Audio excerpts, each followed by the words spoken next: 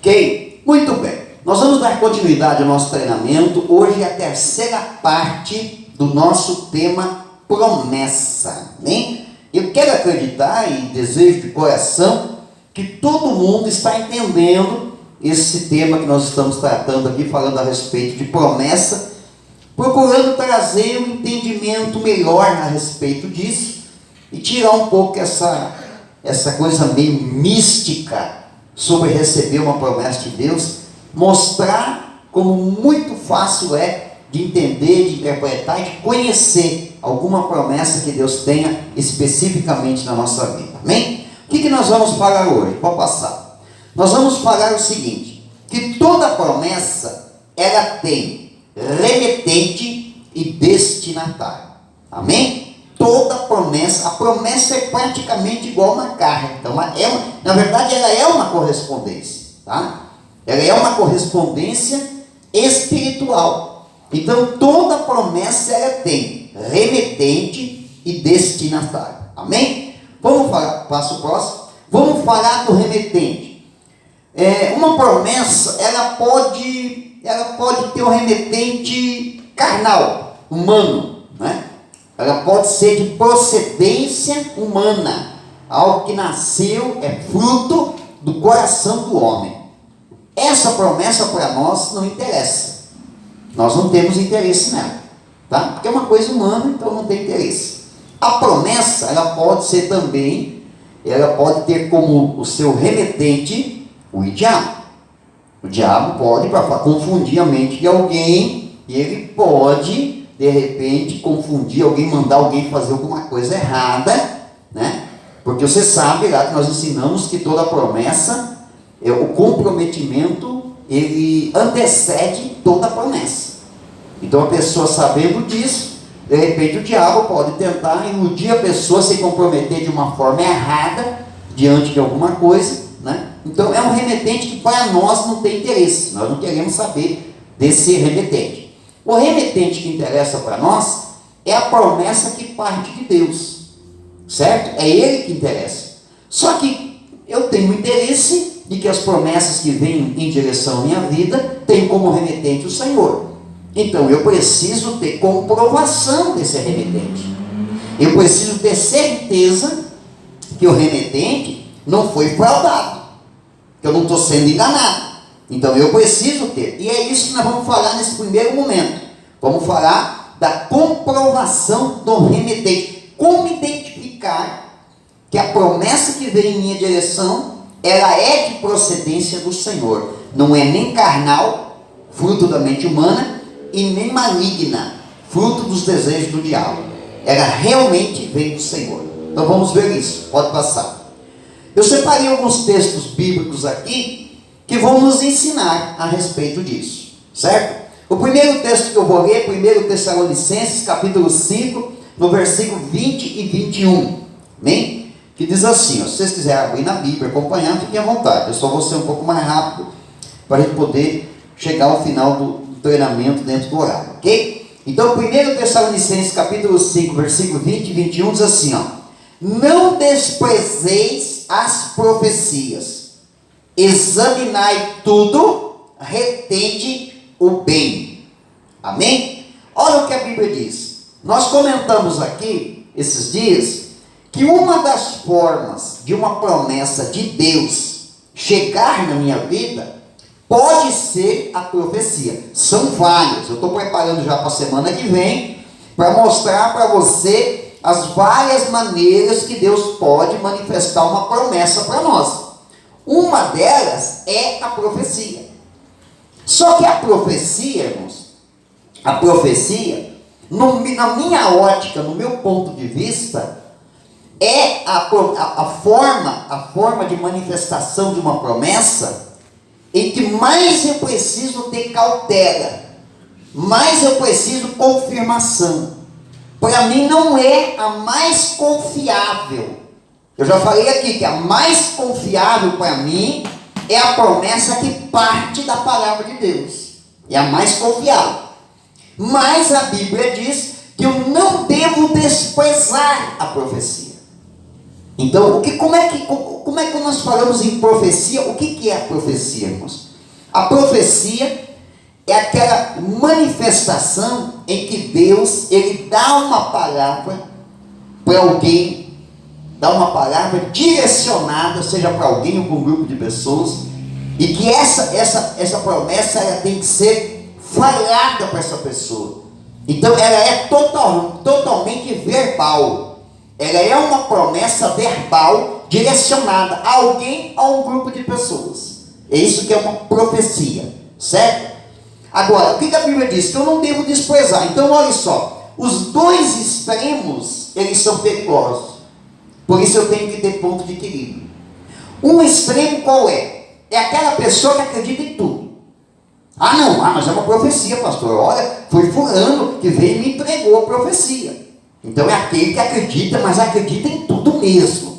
Eu acho perigoso. Por quê? A pessoa pode estar acreditando em uma mentira, em uma palavra enganosa. Então é perigoso. Mas o outro extremo também é perigoso, que é aquela pessoa que não acredita em nada.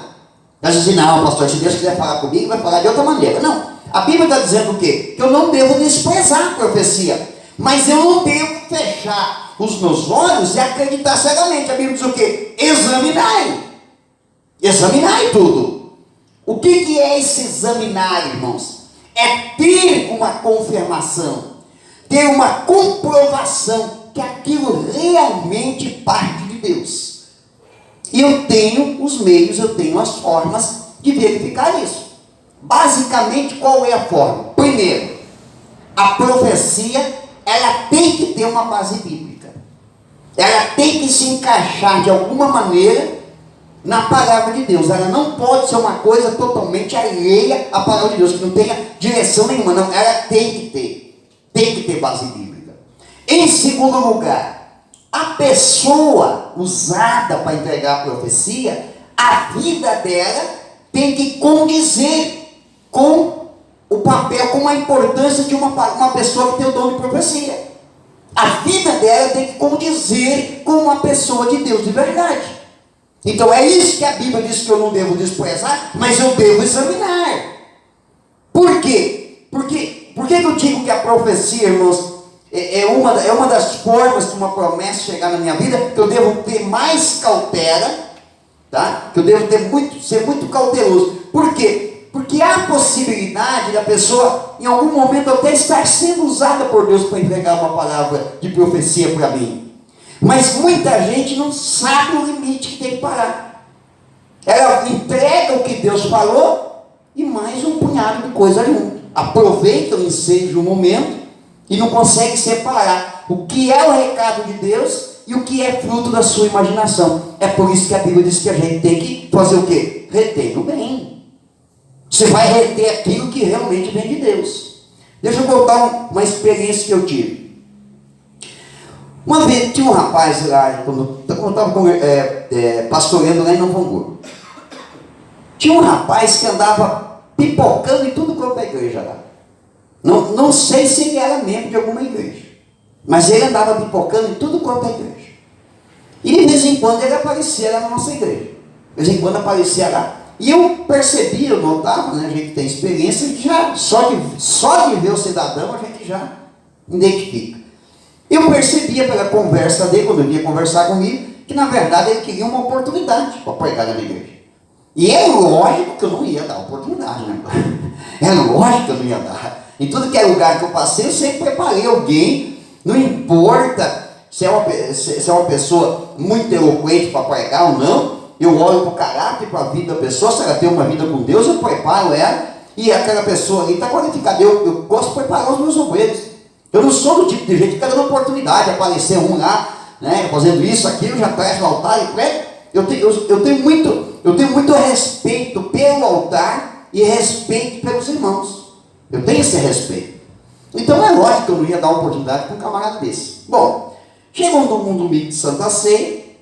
Nós tínhamos uma Santa Ceia de manhã na igreja e tínhamos uma Santa Ceia à noite, no culto da noite. Eram duas Santas Ceias.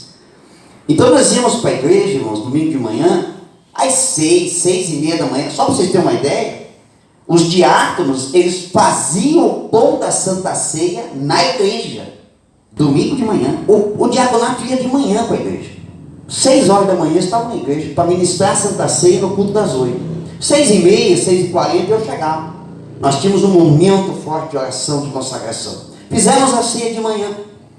Quando chegou a noite, nós tínhamos a segunda Santa Ceia. Então você imagina o nível que era a primeira Santa Ceia e você imagina o nível da segunda Santa Ceia. Nós tínhamos até uma orientação, nós passávamos os irmãos. Para ficar tão marcado na vida deles a ceia, a maioria fazia. Que a minha sugestão era, o teu almoço de domingo de Santa Ceia, compre suco de uva para você tomar no teu almoço. Que é para marcar, que é um domingo especial de Santa Ceia. Nós estamos lá, naquele culto de Santa Ceia, abençoado, poderoso ali, presença de Deus. Daqui a pouco entra o camarada.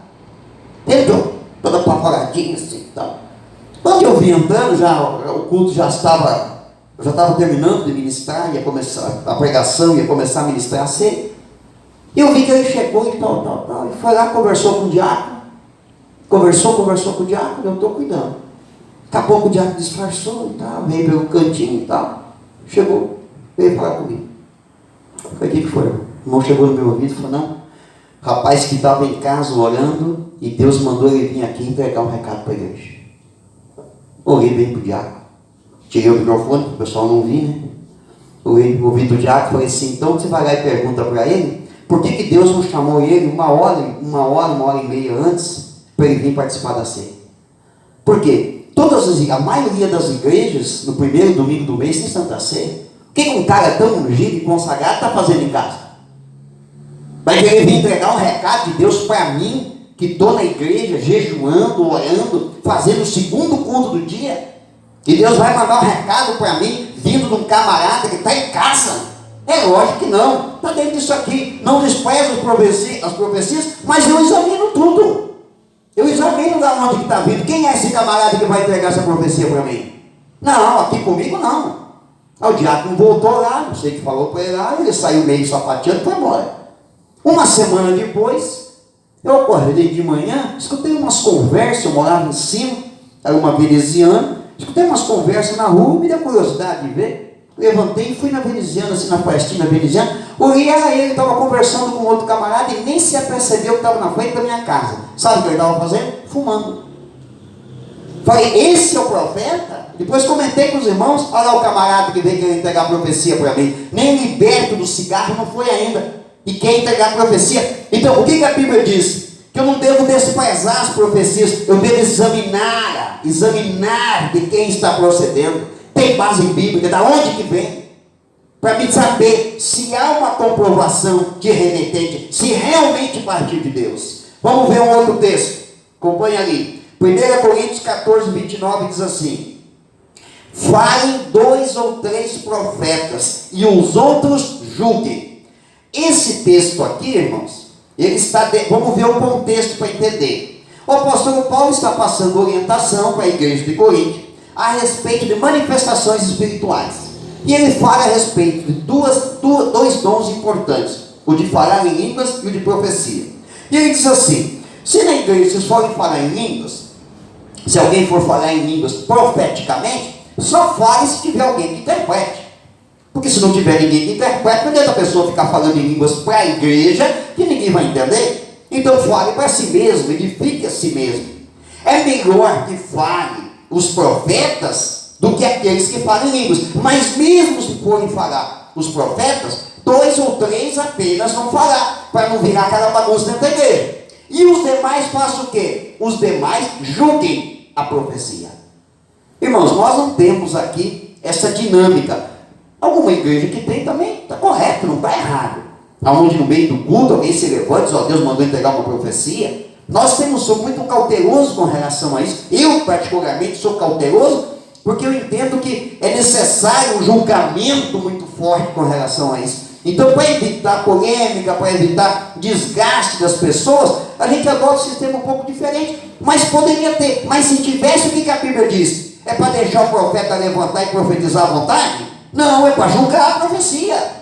Enquanto 1, 2 ou 3 estão profetizando, os outros que têm experiência espiritual estão julgando. para ver se aquilo condiz, se bate realmente com a palavra de Deus, se tem base bíblica, se o testemunho daquele irmão condiz, se aquela palavra profética não está sendo levada por uma questão humana, né? Outro dia um pastor conversava conosco, ele estava dizendo que uma irmã desapareceu da igreja, agora para a pandemia, sumiu, ninguém mais sabia dela. Agora esses dias ela apareceu, 60 dias depois, chegou, entrou na igreja, foi direto no pastor e disse: ó, Deus mandou entregar uma profecia para você. Ele disse: não aceito, não recebo. Eu estou aqui 60 dias, me arriscando na pandemia, orando por todo mundo, jejuando, buscando de Deus, a uma pessoa que não tem compromisso com a igreja nenhum, e desaparece, e depois de 60 dias vem me dizer que Deus mandou um recado através dela. Ele disse: não, eu não aceito. Não aceito. Ele julgou bem. Ele julgou bem, porque a gente não pode, irmãos, aceitar que venha de qualquer maneira, porque Deus não é um Deus que fala de qualquer maneira. Então a Bíblia manda julgar a profecia. Julgar não é julgar a pessoa, não é um julgamento, julgar a pessoa, é julgar a procedência, se o remetente realmente é Deus daquela palavra, ou é um fruto da mente daquela pessoa. Quem está entendendo, diga amém. 1 João capítulo 4 diz assim: amados, olha só o que a Bíblia diz: amados, não creiais em todo espírito, mas provai se os espíritos são de Deus, porque já muitos falsos profetas se têm levantado no mundo. Então o que a Bíblia mandou fazer? Ela disse que eu não devo crer em todo espírito assim, de qualquer maneira. Eu tenho que provar para ver se é de Deus. Provar se é de Deus. Tem que ter comprovação se realmente aquela promessa que está chegando em minha direção, ela tem de procedência, o remetente realmente é o Senhor, ou se é uma coisa que é fruto da mente humana. Amém? Vamos ver mais um versículo. Atos capítulo 17, versículo 19 diz assim: olha, estes foram mais nobres do que os que estavam em Tessalônica, porque de bom grado receberam a palavra, examinando a cada dia nas escrituras se estas coisas eram assim. Amém? Quem escreveu isso aqui foi o apóstolo Paulo. E sabe de que profeta que ele está falando? Dele mesmo. Ele chegou num certo lugar, eu não sei, não estudei exatamente, esqueci de avaliar aqui qual era o lugar, mas eu acho que ele é em Éfeso. Ele chegou em Éfeso e começou a pregar o evangelho, evangelizar, né? E o apóstolo Paulo era um grande instrumento na mão de Deus, irmãos. Milagres, sinais, prodígios, profecia, dons espirituais, ganhava muitas almas. O ministério do apóstolo Paulo era um ministério completo, um ministério maravilhoso. E ele chega nesse lugar, primeiro tinha os judeus que não deram crédito. Saíram e inflamaram o povo, jogaram todo mundo contra o apóstolo Paulo. É um enganador, é um mentiroso, está criando confusão, está pregando uma doutrina errada. Tá. De repente apareceu um grupo de pessoas que fizeram o quê? Ouviram o que o apóstolo Paulo tinha para falar, disseram: não, pode falar que nós vamos te ouvir. E ele começou a falar. E aí eles foram ouvindo, 1 dia, 2 dias, 3 dias, ouvindo o que o apóstolo Paulo falava. Mas eles ouviram, e a Bíblia diz que eles examinavam na Escritura para ver se batia. Para ver se batia. O Velho Testamento, porque eles não tinham o Novo ainda, o Novo estava sendo escrito. Mas eles examinavam.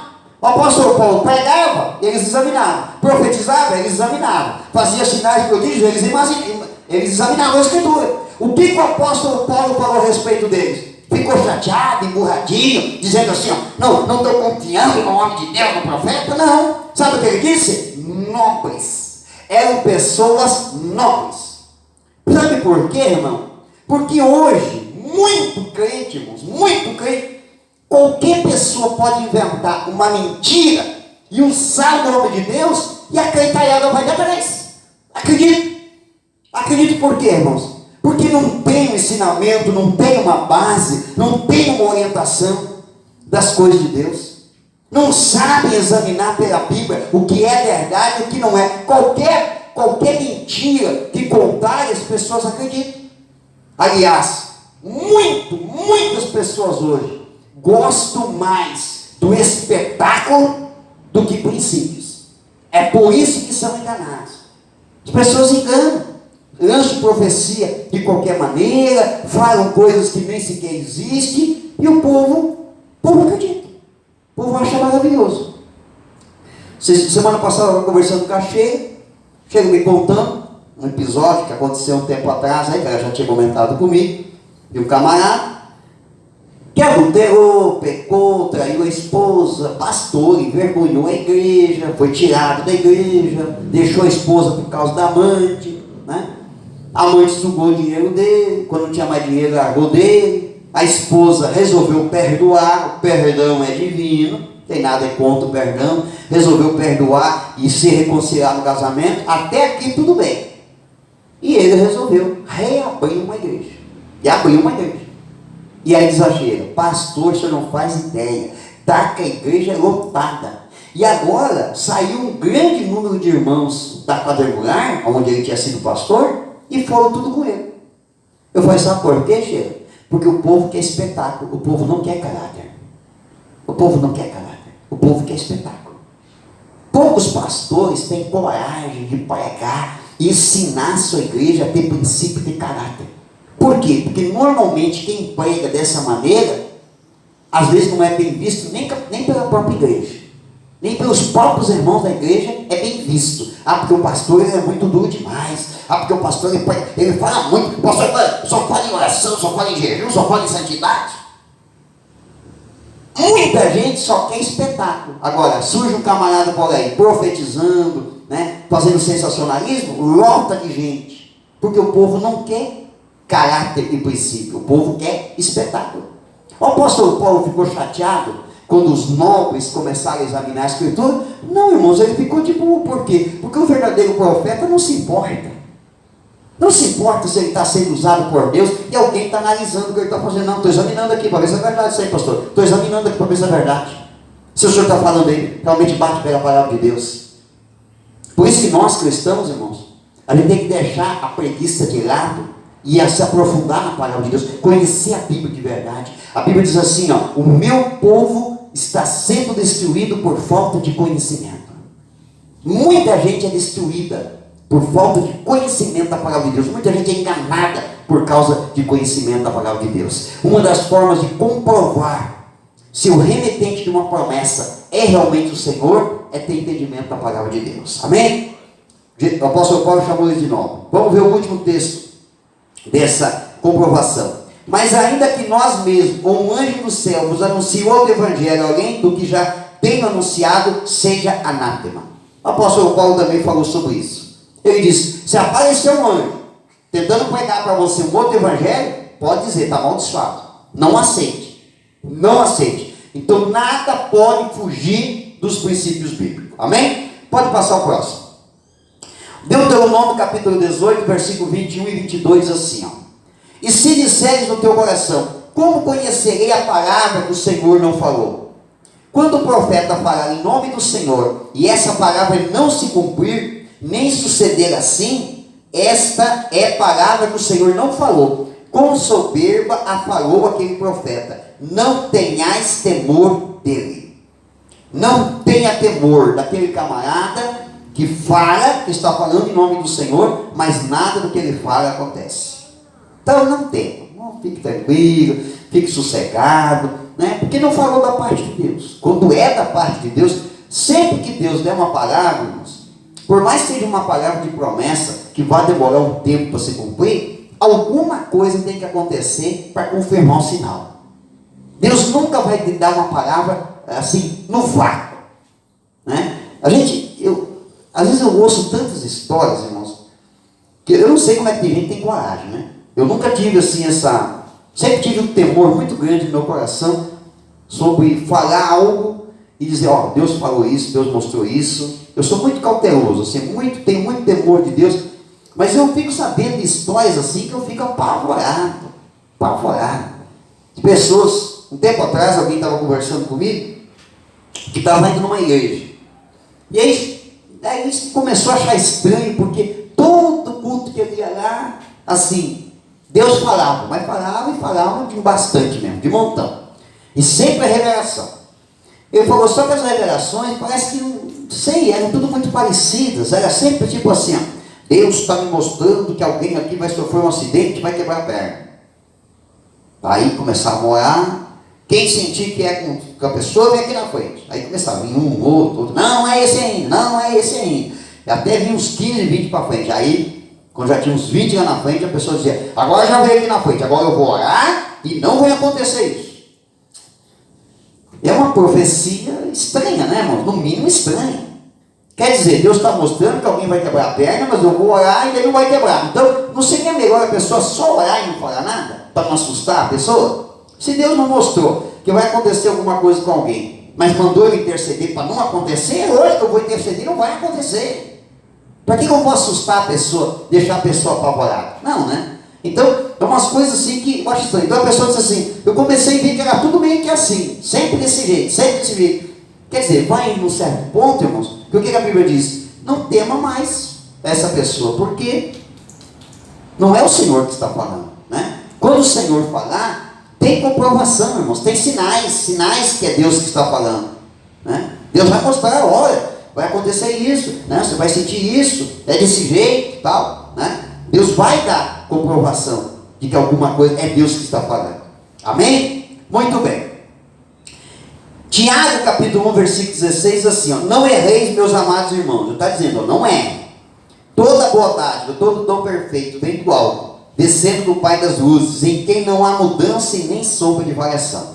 Hebreus capítulo 13, versículo 8, diz, Jesus Cristo é o mesmo ontem, hoje e eternamente. Então Deus não muda, irmãos. Deus não muda. Os tempos mudam, mas Deus continua sendo o mesmo. Então o que valia lá para o tempo de Noé, vale para o tempo de hoje. São princípios bíblicos, são valores diante de Deus que não vão mudar. É dessa maneira que eu consigo identificar quando é de Deus, quando algo realmente é de Deus. Primeiro, base bíblica. Segundo lugar, eu tenho que analisar a vida da pessoa, se a vida dela condiz realmente de uma vida com Deus, a ponto de Deus estar usando essa pessoa para entregar uma mensagem de Deus na minha vida. Amém? Vamos passar para a parte do reconhecendo o destinatário, certo? Já identificamos como a gente comprovar se vem de Deus, certo? Próximo, vou passar. Vamos identificar duas linhas de promessas. Uma linha é a linha geral e a outra linha é a linha específica. Toda promessa ela vai seguir essas duas linhas. Ou é de uma forma geral, ou ela é de uma forma específica. Pode passar. Vamos falar da forma geral. Uma promessa que ela é geral. O que é uma promessa geral, irmãos? É aquele que qualquer pessoa pode ser beneficiada. É uma promessa da parte de Deus que vale para qualquer pessoa, tá? Não há distinção de tipo de pessoas. Ela vai servir para qualquer um. Então vamos ver dois exemplos que eu trouxe aqui para os irmãos entenderem. João capítulo 1, versículo 9 diz assim: se confessarmos os nossos pecados, Ele é fiel e justo para nos perdoar os pecados e nos purificar de toda injustiça. Essa é uma promessa que tem um comprometimento, certo? O que é o comprometimento? Se eu confessar os meus pecados. A Bíblia diz que a promessa que é, Ele é fiel e justo para me perdoar e me purificar de toda injustiça. Quer dizer, não vai ter mais nenhuma consequência daquele pecado na minha vida. Essa promessa para quem que é, irmãos? Vale para qualquer pessoa. É uma promessa geral. Qualquer pessoa que se arrepender e pedir perdão dos seus pecados, Jesus vai perdoar. Qualquer pessoa. Não importa a cor, o estado civil, não importa o estado econômico dela, a nacionalidade, não importa se é do ano 2000, se é do ano 1000, se é 500, se é 500 anos de Cristo, não importa a era, nada. Se a pessoa ela confessou seu pecado e pediu perdão para Deus, ela está debaixo dessa promessa. Essa promessa vale para qualquer pessoa. É uma promessa geral, alcança qualquer pessoa. Vamos ver um outro exemplo. Marcos 16, 16. Quem crer e for batizado será salvo, mas quem não crer será condenado. Qual que é a promessa? Ser salvo. Qual é o comprometimento? Crer e ser batizado. Essa promessa para quem quer, irmãos? Não existe um destinatário. Serve para qualquer um. Qualquer pessoa na face da terra pode ser beneficiada. Então tem promessas que partem de Deus que elas são generalizadas. Elas são geral. Ela pode alcançar qualquer pessoa na face da terra. Amém? Isso pode acontecer, nós estamos falando de promessas que têm base bíblica, né? Promessas que partem da palavra de Deus. Mas elas podem ser promessas também, promessas que surgem no dia a dia. Por exemplo, nós estamos num culto aqui e Deus dá uma palavra profética. Qualquer pessoa pode ser beneficiada, qualquer pessoa que estiver aqui na igreja, naquele momento que Deus nos usar como uma palavra de promessa, qualquer pessoa que estiver aqui e se enquadrar no comprometimento, né, vai ser abençoado. Por exemplo, Deus pode dar uma palavra durante um culto e dizer: olha, Deus está derramando uma unção de prosperidade, se você crê, você pode receber. De repente entrou um cidadão aqui, a primeira vez que botou o pé aqui na igreja, mas o fato dele estar aqui, a promessa é geral. Se ele naquele momento tiver o comprometimento de dizer assim: não, eu creio, eu aceito, eu recebo essa palavra na minha vida, ele vai receber. Isso acontece, palavras de cura, de prosperidade, de libertação, de bênção familiar. Isso acontece, são palavras liberadas por Deus, são promessas liberadas por Deus, que o destinatário pode ser qualquer pessoa, não existe um destinatário específico, pode alcançar qualquer pessoa, amém? Vamos para as promessas específicas, certo? A promessa específica é aquela que uma pessoa ou um grupo de pessoas específico é o destinatário. Então, ela foi determinada especificamente por um grupo de pessoas. Vamos ver alguns exemplos. 1 Reis, capítulo 9, versículo 5, diz assim, ó: então confirmarei o trono de teu reino sobre Israel para sempre, como farei acerca de teu pai Davi, dizendo: não te faltará sucessor sobre o trono de Israel. Amém? Essa promessa é uma promessa específica. Para quem? Para Salomão. Então Deus falou para ele assim, ó: eu te darei sempre, da tua descendência vai ter alguém reinando sobre Israel. O mesmo que eu falei para teu pai, eu estendo para você agora. Então, essa promessa não é uma promessa geral, que qualquer pessoa pode dizer assim: não, eu recebo essa promessa aqui, que eu também vou reinar sobre Israel. Não, é uma promessa específica. Pode acontecer de Deus dar uma promessa semelhante para alguém e usar o texto bíblico apenas como uma confirmação? Pode.